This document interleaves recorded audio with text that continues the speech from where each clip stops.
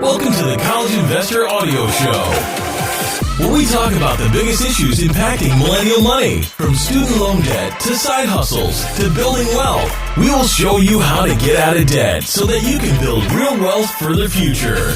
We are so honored that you are here today. Thank you for listening as we talk about nonprofit student loan forgiveness. All right, let's dig right in today. You know, there are a variety of programs, actually, that can provide nonprofit student loan forgiveness for individuals working for a 501c3 or other nonprofit organization.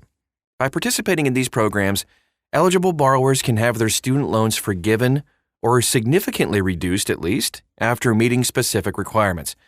However, the onus is always on the borrower to make sure they find, apply, and maintain eligibility for these programs.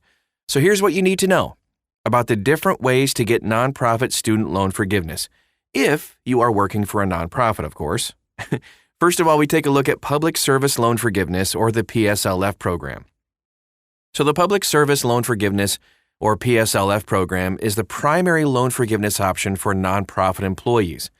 Established by the U.S. Department of Education, the PSLF program forgives the remaining balance on direct loans after 120 qualifying monthly payments under a qualifying repayment plan, while also working full-time for a qualifying employer. And here are the eligibility requirements if you're interested in PSLF. To be eligible, you got to meet 4 main criteria. Number 1, you have to have direct student loans. 2, be on a qualifying income-driven repayment plan. 3, certify your employment. And 4, do this for 120 consecutive payments. Let's dive in a little deeper into what all these different terms actually mean. So direct loans. These are only federal direct loans qualify for PSLF. If you have other federal loans, you can consolidate them into a direct consolidation loan to become eligible. And let's take a look at the repayment plan. You have to enroll in an income-driven repayment plan, or IDR, which bases your monthly payments on your income and family size. Full-time employment. You also have to work full-time for a qualifying employer. Full-time is defined as meeting your employer's definition of full-time, or at least 30 hours a week, whichever one is greater. And 120 qualifying payments. You have to make 120 qualifying monthly payments under your IDR plan while employed full-time by a qualifying employer. Payments must be made on time and in full. Now let's take a look at qualifying employers. Here are the eligible employers for PSLF: government organizations at the federal, state, local, or even tribal level, tax-exempt not-for-profit organizations under Section 501c3 of the IRS, or Internal Revenue Code, other types of nonprofit organizations that provide qualifying public services, which you can see a list of all those qualifying jobs for PSLF at thecollegeinvestor.com. Now, here's how to apply for PSLF. If you're interested in doing this and you have followed all the different qualifiers, all you have to do is complete the employment certification form, submit the ECF annually, or whenever you change employers to ensure you're on track for PSLF. You can use the PSLF help tool now to do this electronically, and even ask your employer to e-sign that as well. Track your progress. Monitor your qualifying payments and employment status through your loan servicer's portal. And then, apply for PSLF. After making 120 qualifying payments, submit the PSLF application to request forgiveness. Continue making payments until your application is approved. That's so important. I'm going to say it again. Continue making payments until your application is approved. Okay, now let's take a look at income-driven repayment plans a little bit deeper. Enrolling in an IDR is essential for PSLF eligibility, but all IDR plans also include student loan forgiveness on their own as well. There are 4 IDR plans available. 1, income-based repayment, or IBR, which are monthly payments that are set at 10 to 15% of your discretionary income, depending on when you first received your loans. Number 2, income contingent repayment, or ICR. Monthly payments are lesser than or are the lesser of 20% of your discretionary income, or the amount you would pay on a 12-year fixed repayment plan, adjusted for income, of course. Number 3, pay as you earn, or PAYE, P-A-Y-E. Monthly payments are set at 10% of your discretionary income, with a maximum of the 10-year standard repayment plan amount.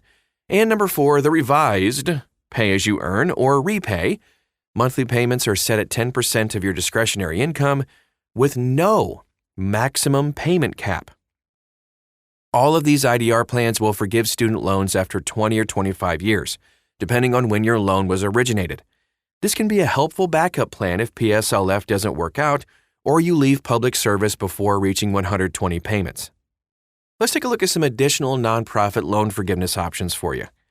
Aside from PSLF, there are some other forgiveness options, one of them is the teacher loan forgiveness. Teachers working in low-income schools or educational service agencies may qualify for up to $17,500 in loan forgiveness. Nice. And also the Nurse Corps Loan Repayment Program. Registered nurses or nurse practitioners, even nurse faculty members, may receive loan repayment assistance in exchange for working in underserved communities. The National Health Service Corps, NHSC, Loan Repayment Program. This is health professionals in eligible disciplines that may receive loan repayment assistance in exchange for providing services in health professional shortage areas, HPSAs. You can see our full guide to student loans by state to see what options may be available in your area at thecollegeinvestor.com. Let's talk about maximizing your loan forgiveness potential before we wrap up for today. To make the most of nonprofit student loan forgiveness programs, follow these quick steps. First, stay informed. Stay up to date with changes to student loan forgiveness programs and policies. This is especially important given the PSLF and IDR waivers that actually currently exist. And then keep accurate records. Maintain thorough documentation of your employment, loan payments, and correspondence with loan servicers. Consider consolidation. If you have non-qualifying federal loans, go ahead and consolidate them into a direct consolidation loan to become eligible for PSLF. And then, this is important, seek professional guidance. Consult with a student loan expert or a financial advisor to ensure you're on the right path to maximize loan forgiveness. You can use a service like Student Loan Planner to help you navigate your options.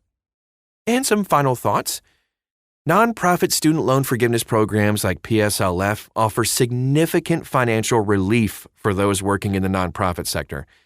So by understanding the eligibility requirements, enrolling in the right repayment plan, and diligently tracking your progress, you can successfully navigate the path to loan forgiveness and alleviate the burden of student debt. That is our show for today.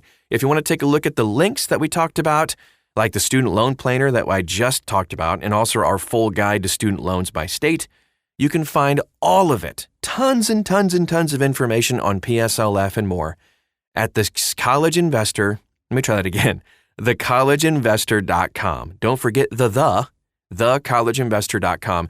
Just copy and paste the title of this podcast right into the search bar and you'll find the article.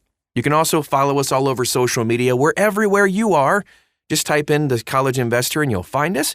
We'd love to get to know you and help you along in your journey. Thanks again for stopping by today, and we'll talk to you again real soon.